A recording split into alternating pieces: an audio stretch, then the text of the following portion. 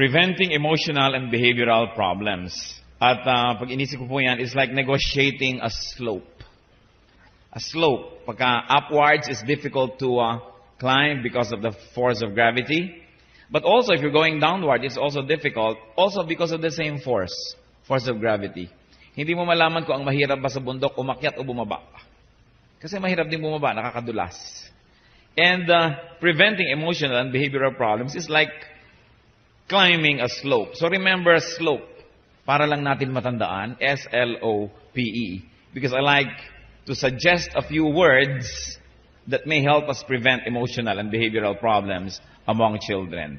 Not necessarily in the order of importance. Begin with S. School. Send their child to a Christian school. Isang malaki ng advantage yon. Why? While you're busy at work, doing your other things and businesses, you can rest assured that your child is not only learning biology or chemistry or physics, but also the Word of God and how the Word of God applies to such knowledge. Because knowledge without good character becomes a weapon on reckless hands. Baliwala ang karunungan kung hindi nakasuko sa kapangyarihan at kaluwalhatian ng Diyos. Nagiging kasangkapan lang para tayo maging mayabang, maging palalo, at mapanira. Kaya nakakatuwa na ang mga bata ay meron tayong pwedeng pagdalhan na Christian school. Hindi lang sila tinuturuan ng basic physical knowledge or knowledge of the physical world, but also that of the spiritual realities. Sabi sa Proverbs 22:6, nagasgas na verse na, ginagamit lagi, pero totoong-totoo kasi, train a child in the way he should go, and when he is old, he will not depart from it. This is especially necessary if you do not have quantity time for your child. Yung mga quality time, pampalubag loob lang yan ng mga magulang. Ang kailangan ng mga bata, quantity time. Ngayon, pampalubag loob, quality time. Structured na structured, programa. Pero ang kailangan talaga, quantity time. At kung tayo po, we are not privileged to have that much time. Let's say, you belong to a family where both the father and the mother work outside of the house. Nakakatuwa na rin na isipin na habang hindi natin kasama yung anak natin nasa school, learning verses from the Bible, praying, kung may chapel time pa, may chapel time, and they do Bible studies, and they are introduced to the Lord Jesus Christ in a systematic and a consistent way. So mahalaga po sa ating slope, yung negotiating this kind of possible problems, school. And you should add Sunday school. Or whatever your local church's version of it is. The child must be brought to the saving knowledge of the Lord Jesus Christ as early as possible. Dapat nating unahan si Satanas sa heart and mind of our children. Malaki pong debate sa mga communication experts kung ano bang mahalaga, yung mauna o mahuli na magsabi. Pero mukhang mahalagang mauna. Kahit nga may nagsusumbong sa inyo, yung nauna, kakampihan nyo na usually. Pagka may pangalawa nagsumbong, kampi na kayo doon sa nauna eh. So mahalaga na nauuna tayo sa isip ng bata. Bago pa siya makapanood ng mga kung ano-anong cartoon, bago pa siya makarinig ng kung ano-anong mga wild ideas from classmates and from fellow children, bago pa siya maapektuhan ng media, unahan natin ang salita ng Diyos. Of course, it's our primary duty to do that. Pero mahalaga na nakakomplement yung school. Or if not, kung minsan yung school na nga ang nagiging primary source of these teachings dahil sobrang busy yung mga magulang. Kung busy na tayo, hindi na natin maturuan ng Biblia yung mga bata, tapos hindi pa sila pupunta sa Christian school, ano mangyayari? Kaya mahalaga yung school. Meron pong naging pag-aaral sa death row sa National Bilibid Prisons, and they found one very interesting information. That none of those people who are at death row ever went to Sunday school. Wala ni isang nakatungtong sa Sunday school doon sa mga nasa death row. Meron kayang kinalaman yon? I believe so. Because the Bible says, train a child in the way he should go. And when he is old, he will not depart from it. And this is the word of God that we claim. Kaya mahalaga na uuna, school. So ano masasabi ko sa inyo, mga magulang ng paaralan na to? Congratulations for enrolling your child at the Christian School International. Dahil meron na kayong lamang, kumbaga, para maiwasan itong mga problema. It is not a guarantee that your child will be saints and saintly just because they are in a Christian school. But, it's a big head start. Malaking punto na yon. Hindi lagi ang garantiya. Kung yung anak nyo nagpunta na sa Christian school, sabihin iba, nasa Christian school na nga yan, ganyan pa eh. Kung wala pa yan sa Christian school, ano pa mangyayari dyan? It could be worse. Kaya sabihin nyo, salamat talaga sa Christian school, kung hindi, baka talagang naging monstrous ang problema.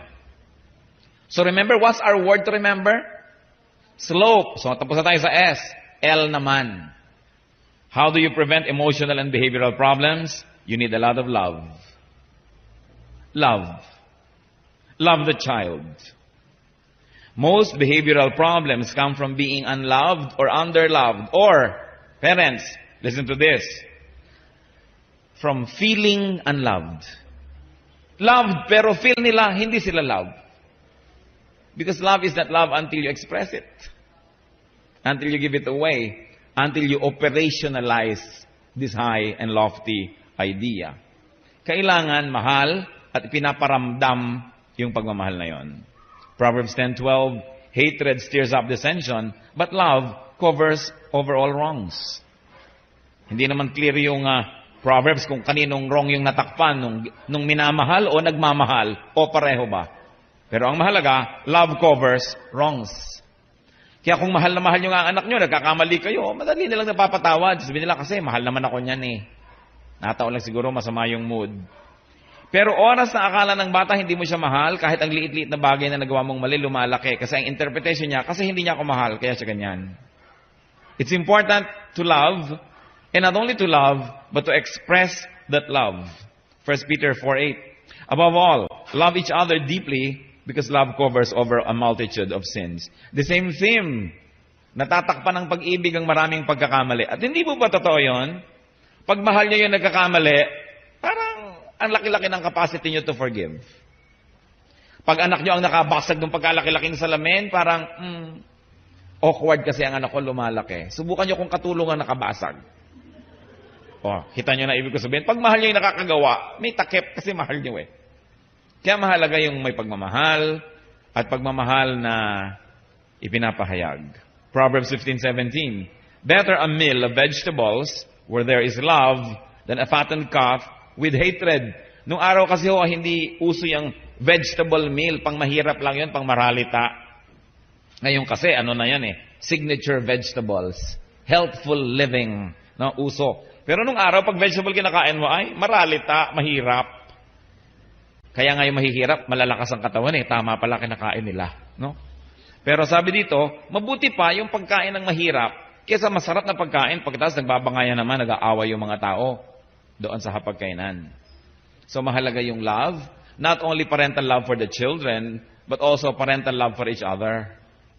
There's nothing more that can unsettle a child's sense of security than hearing or knowing about his parents quarreling.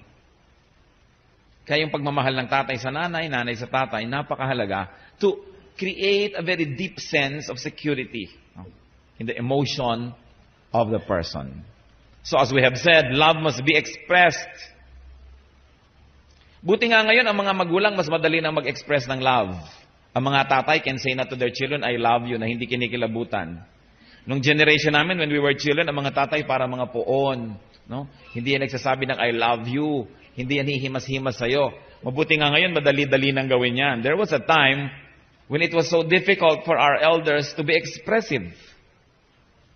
But even this generation can be more expressive. Love must be verbalized. There is power in the spoken word.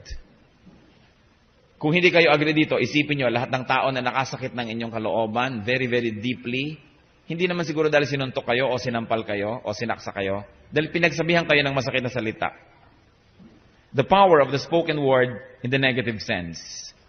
But on the positive side, there's also power of the verbalized, beautiful ideas like love. Sinasabi. Hindi tayo nawawalan ng dignity when we say that. So we should learn and relearn to be expressive. So love must also be articulated. Maybe yung love is, ayan, present kayo dito, pinapakita nyo sa mga anak nyo na love nyo sila. Baka magkaroon ng -10 pag wala kayo ngayon dito. So, O kaya ay nahihiya naman yung anak nyo sa kanyang teacher, hindi kayo dumating, so kahit umabsent kayo siguro sa trabaho, o you rearrange your life to be here, that is articulated love. Kaya hindi pwede sabihin sa anak nyo, mahal na mahal kita anak, pero hindi ako pupunta doon sa affair ng mga parents. Bahala ka na sa teacher mo. Gagawa ka ng paraan to articulate that love, to operationalize it, to make it tangible. Siguro yun ay tinitirintas-tirintas mo yung buhok na yung anak, o ginagawa mo siya ng sandwich, a smile, a pat on the back, things like that. Love must be articulated.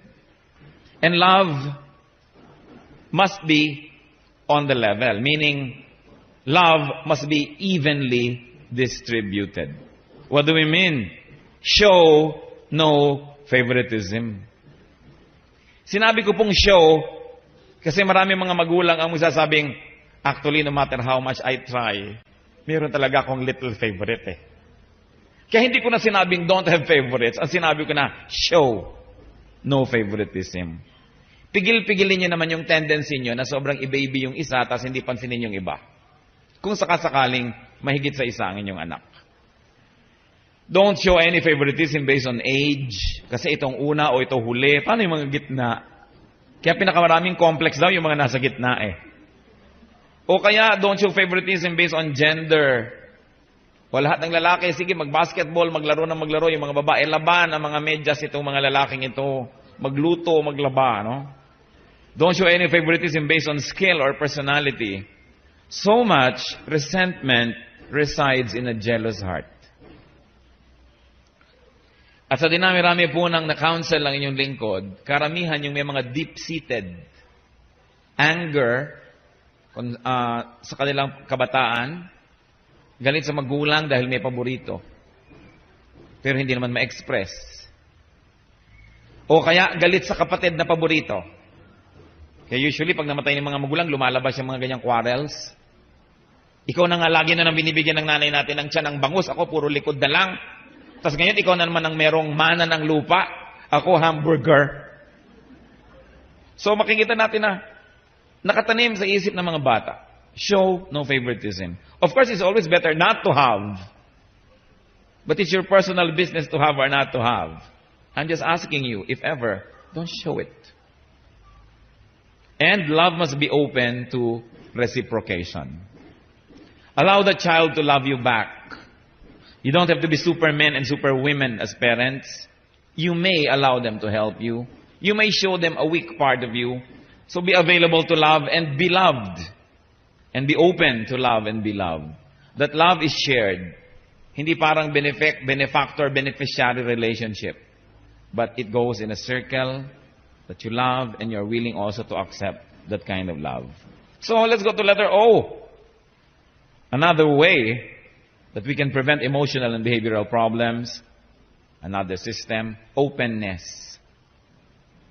Nourish the child in a climate of godly openness. The child must be allowed and encouraged to express himself.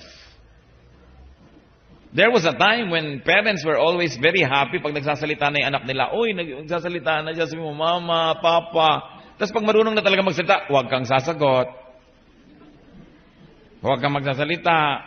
No? So, puro suppression. Puro suppression. The child must be permitted, even encouraged to be open about his thoughts, his feelings, and even his personality and inclinations. Na ang bahay dapat hindi hukuman. A house should not be a courtroom where everybody is judged by the book, but a house is a refuge. A home is a place where you're accepted no matter what.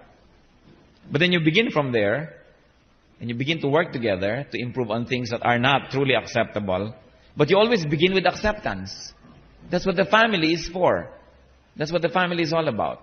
But you don't stop there. You work together to keep on improving people, personalities. But there must be a climate of acceptance.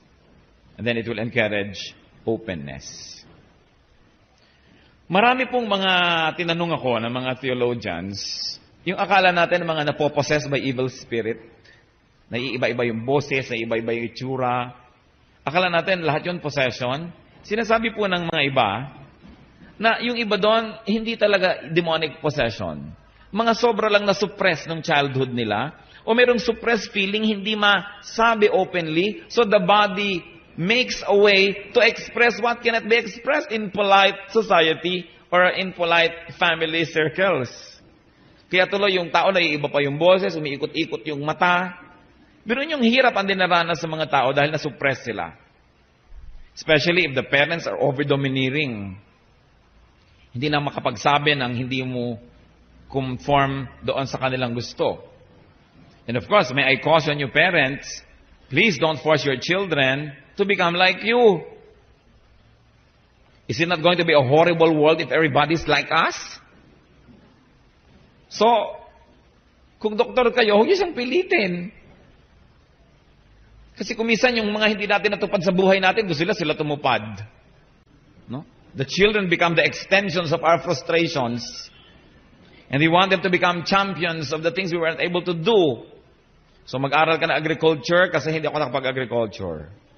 Magganito ka kasi yung uncle mo ganun, o naging ganito, naging PhD, etc., etc. Ang mahalaga, yung nakikita natin sa commercial, yung gusto ko mag-fine arts, sabi niya, suportahan ta ka. Sa yan ang hilig mo bakit ka pipiliting maging katulad ko? Mamaya, if nature would take its course, mauuna akong mamatay kaysa sa'yo, paano ka na kung wala na ako, wala ka ng audience, wala ka ng piniplease? Then you're stuck with a career, you are stuck with a lifestyle that you don't like. One of the best gifts of parenting is setting people free. The moment the umbilical cord is cut from the womb, the process of setting people free begins. And it never really fully ends until we realize that the role of the parent is to make the child grow and become how God designed him or her, not what we want for the child. Lalo yung mga magulang na pinipilit yung anak maging laging first honor. Talagang kutak-kutak na blackmail, pananakot, harassment, para maging honor. Kasi pala nanay gusto niya, tuwing graduation, siya ang akyat ng akyat sa entablado. You know, sometimes it becomes a cruel contest among mothers and fathers. And the children become hopeless pawns in our cruel chess games. Sometimes even in our social climbing. Yung mga bata ang nagiging pawn. Kawawa naman sila. This is not what parents are supposed to do. Pati ang ministry ni Lord, ang ministry ng Christianity is to set people free. Psalm 146:7, the Lord sets prisoners free. The very message of Christ is freedom. Many forms of it, but freedom. Parents, do not make your home a prison. Kaya tuloy yung ibang mga bata, ayaw umuwi ng bahay. Bakit? Gabi na bago umuwi, ang aga-aga gustong umalis, siguro hindi masaya sa bahay. Siguro, yung mga kabarkada lang nila ang nakikinig sa kanila, doon lang sila bida. Sa bahay, hindi. And one of the most terrible things that can happen is to have a great mother or a great father. Then you live in the shadow of that parent forever. Lalo dito sa Los Baños, ang great na mga parents natin dito No? Si doktor ganyan, si doktor ganito, si scientist ganyan, na-discover niya kung paano magpapatubo ng kamoting walang ugat. Ito naman, kamatis na walang buto, kung paano ang makapuno ay pinapaanak. Ang gagaling! Paano kayong mga anak hindi ganon? What happens? They begin to have a complex. 2 Corinthians 3:17, where the Spirit of the Lord is, there is freedom. Pati mga anak ng pastors, kaya maraming mga anak ng pastors nagiging problema.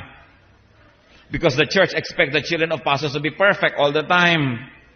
There's too much pressure to be perfect. So saan ka bibigay, kailan mo ilalabas yung tunay na ikaw? Tinitiis mo hanggang makakatiis ka, tapos biglang sasabog. No? And then the church begins to feast on such stories about pastors' children. We should be more supportive. It's hard enough to be in the shadow of a great person. Harder still to live in a glass house and be scrutinized by everybody. Kawawa yung mga anak ng mga achievers na oobliga na mag-achieve din. And then in the process, we fail to respect their personhood and the way they were composed, created, and empowered by God. Ephesians 3:12, in Him and through faith in Him, we may approach God with freedom and confidence. Kung tayo nakakalapit sa Diyos, Creator of heaven and earth, bakit may mga anak hindi makalapit sa magulang? Sobra kasing pedestal. Sobra yung gap. And there's a lot of censure and a lot of rejection if they don't fall into our mold. It's important to set children free. Not free to be just become anything, but free to be what God has designed them to be. So let's accept that not all our children will be scientists. Not all will be artists. Not everybody will be first honor. Not all the mothers will have to keep on going back to the stage every time there's recognition time. Because our children are all different from each other. They're all unique. And it is their uniqueness that makes the world interesting. And it is their uniqueness that makes them interesting. Our role, our duties as parents, is to let that uniqueness come out and blossom and contribute to our nation, contribute to the church, contribute to humanity. You can always be a third-class engineer, but maybe you could be a first-class.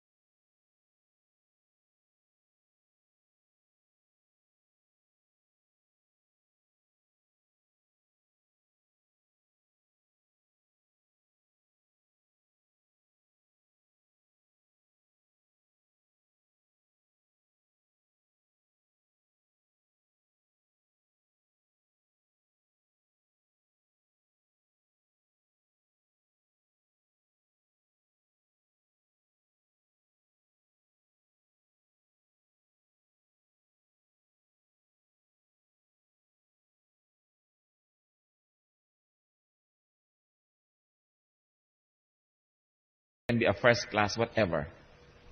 Meron tayong kani-kanyang giftedness. Dapat igalang. And then of course, a slope, letter P, you guessed it, prayer. Pray for your child. And more than that, pray with your child. Marami namang magulang, pinapanalangin lagi yung anak, kaya lang hindi naman sila nananalangin magkasama. It's important to pray with your child. Philippians 4:6, do not be anxious about anything, but in everything, by prayer and petition, with thanksgiving, present your requests to God. So, of course, this is another context, no? These verses.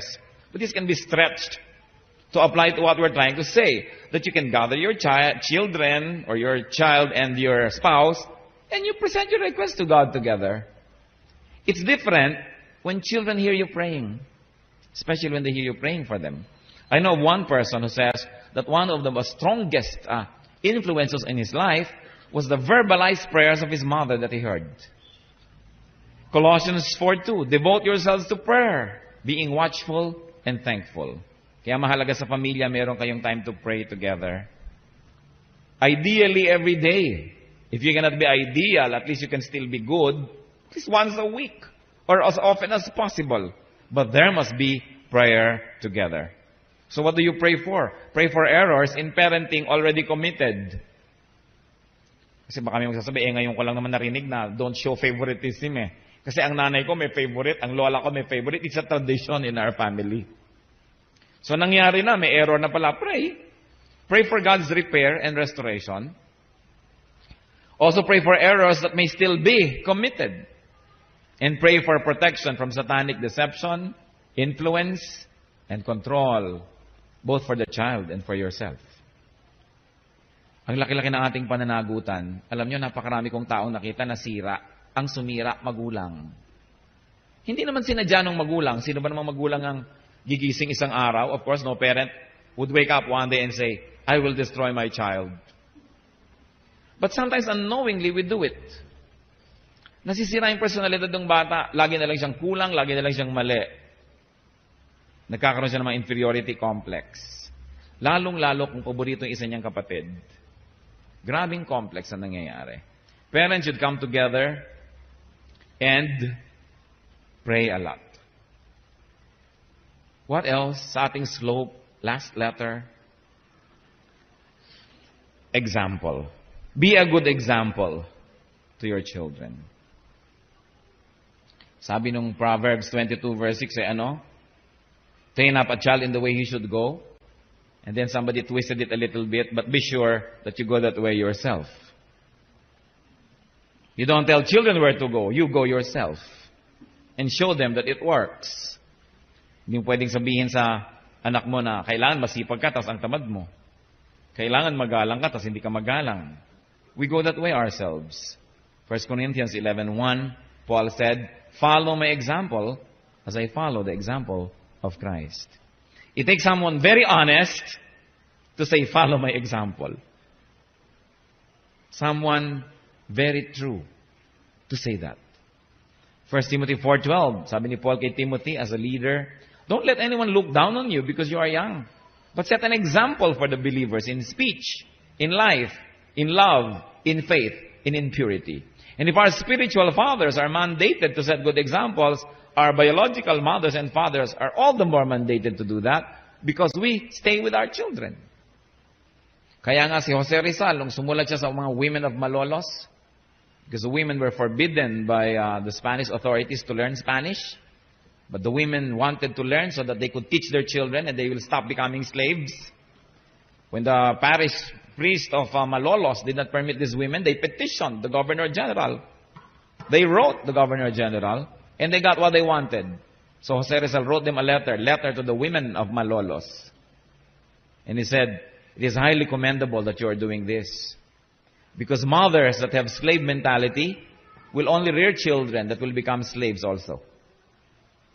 Kasi by example, we give gifts to our children. We give them gifts of good schooling, gifts of clothes, of toys, of gadgetry, electronics, whatever. But don't forget to give one of the greatest gifts, the gift of a good example. The youth need the gift of a good example because the youth is already disillusioned because there seems to be no connection between lofty and noble ideals and reality. Parang hindi na totoo yung kabutihan, tapos hindi mo naman nakikita sa totoong buhay, yung honesty, yung goodness. Parang crime pays. Parang shortcuts will give you what you want. Don't follow the rules and you will be ahead. Parang yan ang nakikita ngayon ng lahat ng tao. Be corrupt and you will be rich. That's why we need to give the children the gift of a good example for them to see, to know, and to prove to themselves that the ideals of the Bible, that the ideals of godliness are doable and that they are in fact effective. Kailangan nakikita nilang totoo. Na kahit hindi tayo dumami yung pera, hindi tayo gagawa ng masama. They've got to see it at work. Because there's very little of that you can see around. Yung mga bata tuloy, ayaw na nila maniwala sa mga quotations, sa mga verses, sa mga philosophy. Sabi nila, pang libro lang yan. Hindi yan pang totoong buhay. That's why we got to give them the gift of a good example. Be an example to your children in love and in loving, in openness, in prayerfulness, in good behavior, and especially, be a good example to your children in forgiveness, in forgiving others. Kailangan makita ng mga anak nyo sa inyo na marunong kayo magpatawad. Dahil baka hindi natin alam na may mga pagkukulang tayo sa kanila, may mga sama sila ng loob at galit din sa atin, kailangan din nating mapatawad tayo nila. Don't burn the bridge over which you too must pass. The bridge of forgiveness. If we allow the children to see us forgiving people around us, they will learn to forgive. And again, this is one of the finest gifts that you can give to them. To teach them how to forgive. You know why? Because there is so much to forgive in one lifetime. So many people to forgive. People wrong us intentionally or unintentionally. And if you are not equipped to forgive, if you don't know how to forgive, you will be living a terrible, miserable, bitter life. There are many cases where the only way out is forgiveness. Because people don't want to be corrected. They don't want to be rectified. They don't want to backtrack. They don't want to be reformed. They don't want to be restored. So what do you do with such people? If you cannot forgive them, what will you do? You will forever be angry. At pagka ikaw ay laging galit, talo ka. Kaya tinuturo ng Diyos, forgive. How can you hurt somebody who forgives? You nearly cannot. Probably you can only for a while. When the person forgives, the person is free. The only way to be free is to forgive. Because every person that you do not forgive becomes your master. Because the idea of unforgiveness is a prison. Hindi ka sumaya, hindi ka makalaya. Pag naaalala mo yung taong naiinis ka nung bata ka, yung naapektuhan ka, nasisira ang diskarte mo sa buhay, nagkakasala ka pa, lugi-lugi ka na. Teach children to forgive. By forgiving them. And by letting them see how we forgive people around us. We teach people good citizenship. It is one of the challenges of parents to rear a generation of patriots, of people who love their country. Napag-iwanan na tayo ng lahat yata ng country sa Asia. Dati unang-una tayo, napag-iwanan na tayong lahat. Dati yung mga Thai nagpupunta dito para mag-aral ng food processing, ng agriculture. Ngayon, ang agricultural products nila, talong-talo tayo everywhere. Pati patis, ini-import na natin from Thailand. Naiwan na tayo ng Malaysia kahit malang sa paggawa ng polo o ng Indonesia. Anong dahilan? The Filipino is a very good relative, probably the best relative on earth. The Filipino is a very good friend, probably one of the best friends on earth. But the Filipino is still to become a good citizen. Yung love for country. Love for the community. Hindi yung basta masaya kami ng asawa ko, ng nanay ko, lola ko, to hell with everybody. Kailangan natin silang turuan nun kasi kawawa naman ang ating bayan na lampas-lampasan na ng lahat. Ang tatalino naman ng mga Pilipino. Person to person, we can stand up to anybody on earth. Pero bakit country to country, kulelat tayo? Malapit na tayong malampasan ng Marlboro country. Wala na yatang country hindi makakalampas dito. Dahil kulang ng pag-ibig sa bayan ang mga kabataan. Paano kababata pa lang, kakausapin na natin foreign language agad. Ipinagmamalaki, I need a tutor in Filipino. No? Anong uri ng mga citizen ang pinapalaki natin? Walang pag-ibig sa bayan. Kanino niya iaalay ang kanyang karunungan, ang kanyang galing sa bayan ng may bayan, sa ibang bayan? Ang number one ambisyon, takasan ng bayan niya. Ano na tayo? Good citizenship. Kailangan niyo ipakita ang pag-ibig niyo sa bayan, sa inyong mga anak. And of course, we teach them good professionalism, civility, behavior, conduct. Yan ang kulang ngayon ay yung good manners and right conduct. Buti pa nung araw, umabot pa ako dyan. Sino sa inyong umabot sa GMRC? O amin na. O marami naman pala tayong mga ka-carbon dates. Mga kagandahang asal. Aanuhin mo ang karunungan kung magaspang ang ugali. Kailangan character before knowledge. Knowledge is important, but it becomes a poison when you have no character. Mahalaga. Raising children is like negotiating a slope. Huwag naman kayo masyadong serious sa slope. Pinadali lang natin para matandaan. So when you remember this day, you think of slope. Be diligent, be strong, and be careful.